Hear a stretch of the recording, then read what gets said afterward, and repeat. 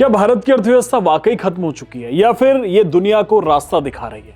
पिछले कुछ दिनों में देश की इकोनॉमी को लेकर दो बिल्कुल अलग अलग दावे सामने आए। एक तरफ कांग्रेस नेता राहुल गांधी हैं, जिन्होंने भारत की अर्थव्यवस्था को डेड इकोनॉमी करार दे दिया।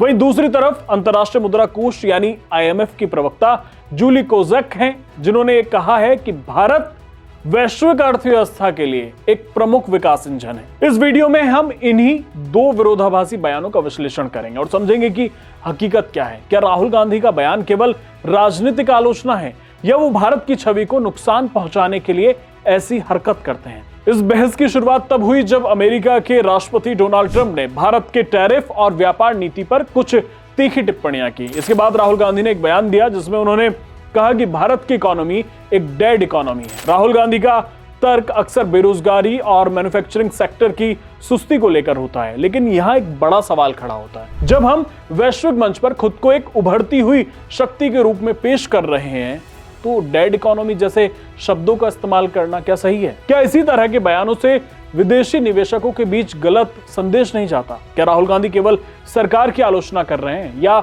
उनके शब्द भारत विरोधियों को लाभ पहुंचा रहे हैं? राहुल गांधी जो भी कर रहे हो, लेकिन उनके मुंह पर तमाचा मारा है IMF ने। दुनिया की सबसे बड़ी आर्थिक संस्था IMF की प्रवक्ता जूली कोज़ेक ने हाल ही में भारत की तारीफ में काफी कुछ कहा। उन्होंने भारत को दुनिया का विकास इंजन बताया। जूली कोज़ेक ने अपनी आर्टिकल 4 स्टाफ रिपोर्ट का हवाला देते हुए कहा कि वित्त वर्ष 2025-26 के लिए भारत की विकास दर 6.6% रहने का अनुमान है। और इसकी वजह क्या है? इसकी वजह है देश में बढ़ता हुआ मजबूत उपभोग, यानी भारतीय लोग खरीदारी कर रहे हैं। भारत बाजार है, बड़ा बाजार है, डिमांड बढ़ रही है। For India, you asked about growth in 2025. Yeah.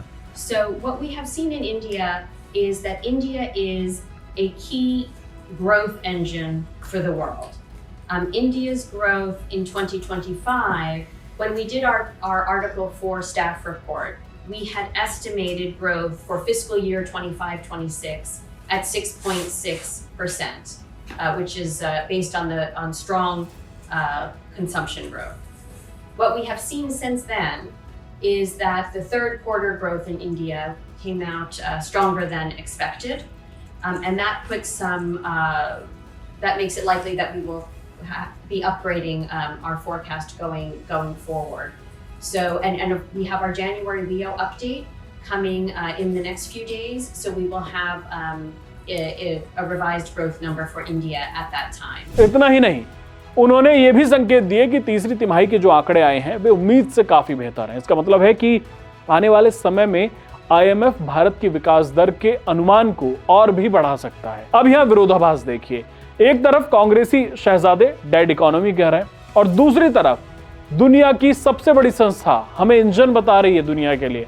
अगर IMF 6.6% की ग्रोथ की बात कर रहा है तो ये अच्छी खबर है, लेकिन हमें ये दावा भी नहीं करना चाहिए कि 6.6% का मतलब ये है कि देश के हर व्यक्ति की समस्या हल हो गई है या हर कोई बहुत अच्छा कर रहा है। आर्थिक विकास के साथ साथ महंगाई और असमानता जैसी चुनौतियां हमेशा बनी रहती हैं। लेकिन इन सब के बावजूद जब वैश्विक औसत विकास दर कम हो, दुनिया युद्ध के मुहाने पर खड़ी हो, तब 6.6% की रफ्तार से बढ़ना भारत की मजबूती को तो दर्शाता ही है। तो क्या राहुल गांधी भारत को बदनाम कर रहे हैं?